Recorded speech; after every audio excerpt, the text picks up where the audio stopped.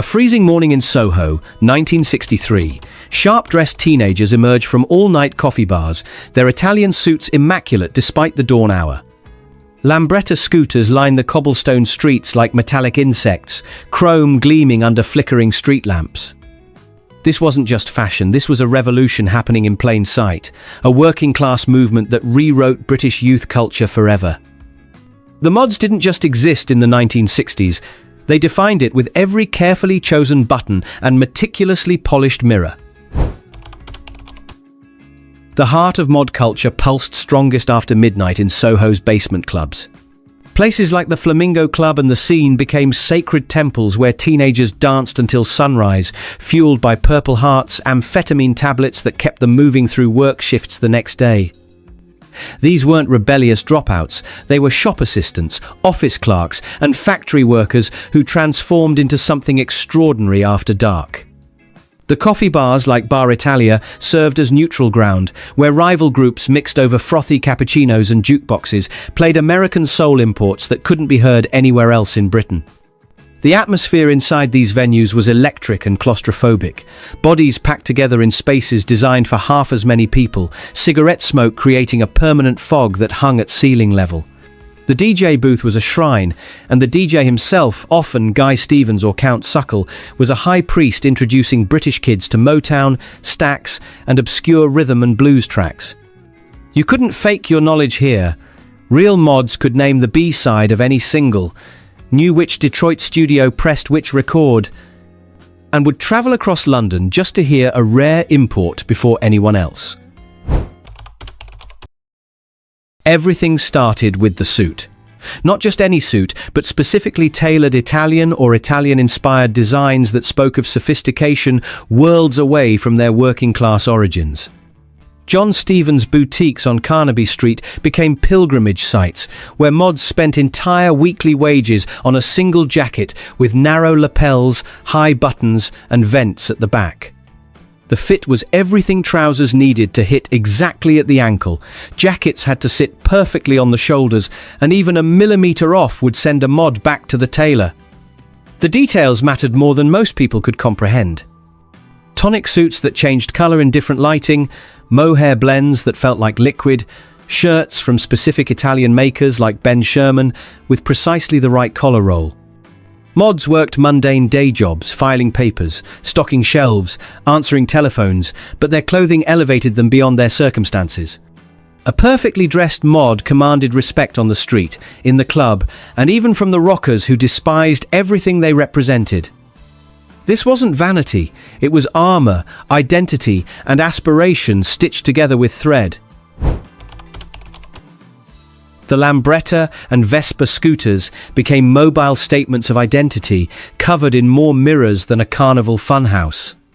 These Italian machines offered freedom to teenagers who couldn't afford cars, transforming from simple transportation into rolling works of art. Every inch of chrome was polished to perfection, extra lights were added for visibility and style, and the number of mirrors, sometimes exceeding 20, wasn't just decorative, it was competitive. Customization shops in London and Brighton stayed open late, servicing this obsession. Weekend rides to coastal towns weren't casual trips, but organized pilgrimages. Dozens, sometimes hundreds of scooters would convoy down motorways, their collective buzz sounding like mechanical hornets. The scooter wasn't just transport to the scene, it was part of the scene itself, parked in careful arrangements outside clubs like sculptures. Breakdowns were communal problems, with groups stopping to help stranded riders using shared knowledge passed between enthusiasts. The maintenance, the modifications, the endless cleaning, it was meditation and identity construction happening simultaneously in garage spaces across Britain. Brighton, Margate, Clacton, these seaside towns became battlegrounds every bank holiday weekend.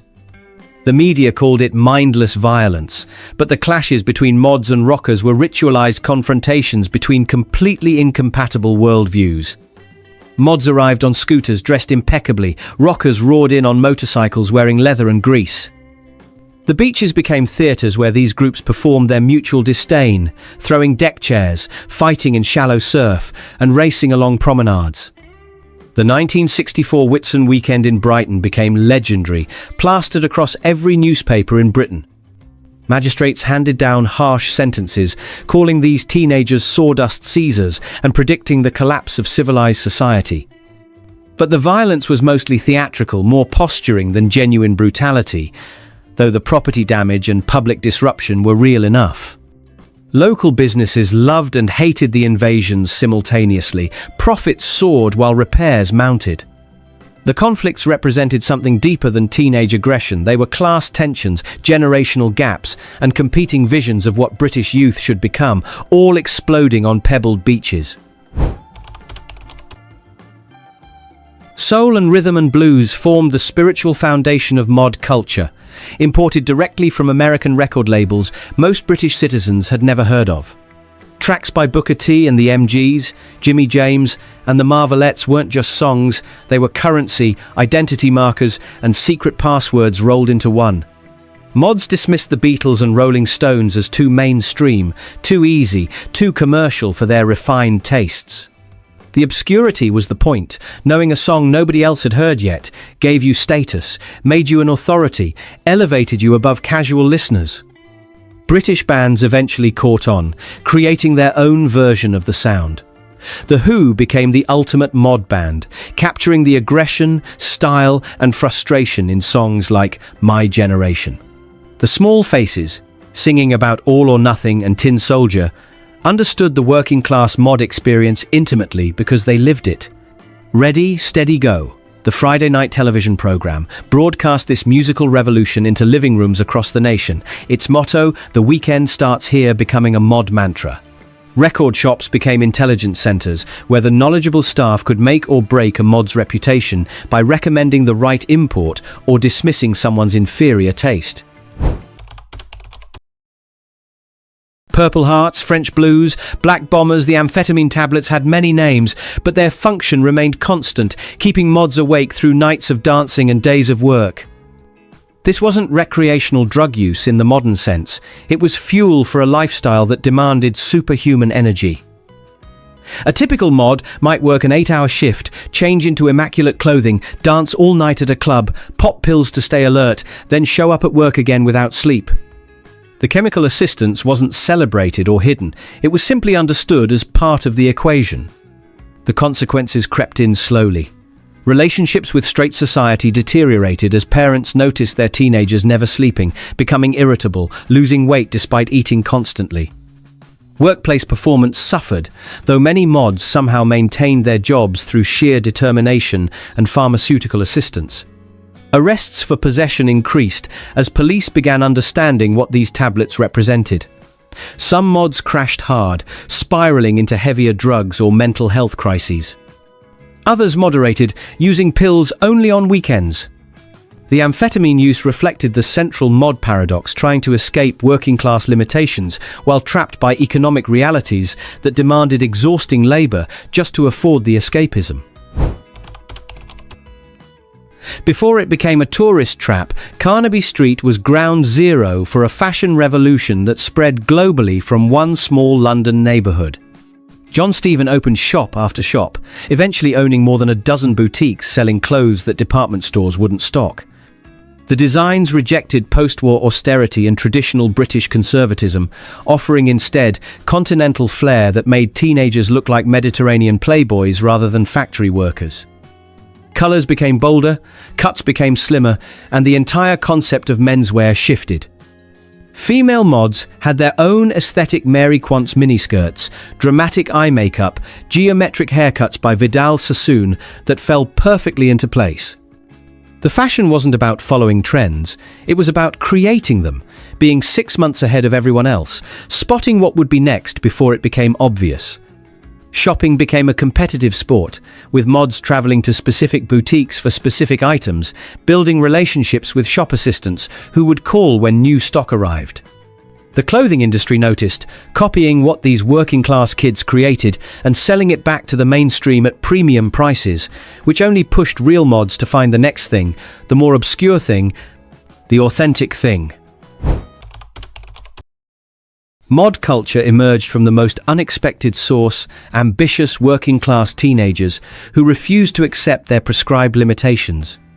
These weren't university students or bohemian artists. They were typists, shop workers, and warehouse employees who transformed themselves every evening into something sophisticated and cosmopolitan. The attention to detail in their appearance was an aggressive statement that poor background didn't mean poor taste, that working-class kids could understand style, culture, and refinement as well as anyone from Kensington or Oxford. The movement represented upward mobility through aesthetics when economic mobility remained nearly impossible. Britain's rigid class system still dominated everything in the 1960s. Your accent, your neighbourhood, your parents' jobs, all predetermined your trajectory. Mods rejected this silently but completely, dressing better than the managers who underpaid them, knowing more about culture than the educated classes who dismissed them. The suit was armour, the scooter was a chariot, the musical knowledge was education, and the entire lifestyle was a middle finger to a society that expected them to know their place and stay there. They worked the same dead-end jobs, but refused to let those jobs define who they were. Newspapers and television couldn't decide whether to mock or fear the mods. After the beach riots, headlines screamed about wild ones and teenage terrorists destroying Britain's moral fabric.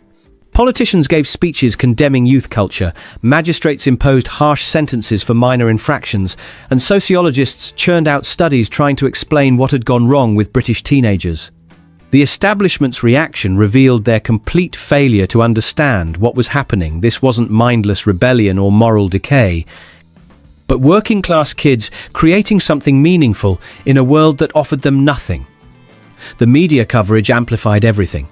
Teenagers in small towns read about Brighton riots and decided they wanted to be part of whatever was scandalizing the adults so thoroughly. Newspapers accidentally became recruitment tools, their condemnatory articles spreading the style and attitude to areas that had never seen a Lambretta or heard a Motown record. Television programs tried to capitalize on the phenomenon, usually getting everything superficially right but fundamentally wrong. The moral panic followed a familiar pattern: fear of youth, fear of change, fear of working-class assertion, and like all moral panics, it missed the point entirely while making the phenomenon more popular. By 1967, the original mod movement had fractured. Some evolved into the psychedelic scene, growing their hair and trading amphetamines for LSD and marijuana. Others doubled down, becoming the skinhead movement, keeping the working-class pride and Fred Perry shirts but stripping away the Italian sophistication. The mainstream absorbed and sanitized what had been genuinely radical, turning Carnaby Street into a commercial zone and mod fashion into high street trends. The soul clubs became rock venues, the scooters gathered dust in sheds, and the perfectly tailored suits hung forgotten in closets. Yet something permanent had shifted. British youth culture learned it could create its own identity rather than importing American trends wholesale. The attention to detail, the emphasis on obscure musical knowledge, the working-class pride in appearance, these echoes resonated through every subsequent British subculture, from punk to acid house. The mods proved that style wasn't shallow, that working-class kids could be sophisticated, that fashion and music could be forms of resistance. They existed in a specific moment, but their DNA lives in every British teenager who ever used clothing, music, and attitude to claim space in a world that didn't automatically grant them any. Who were the real mods? The original mods didn't last long, maybe 4-5 years at most, before the movement splintered and evolved into something else entirely.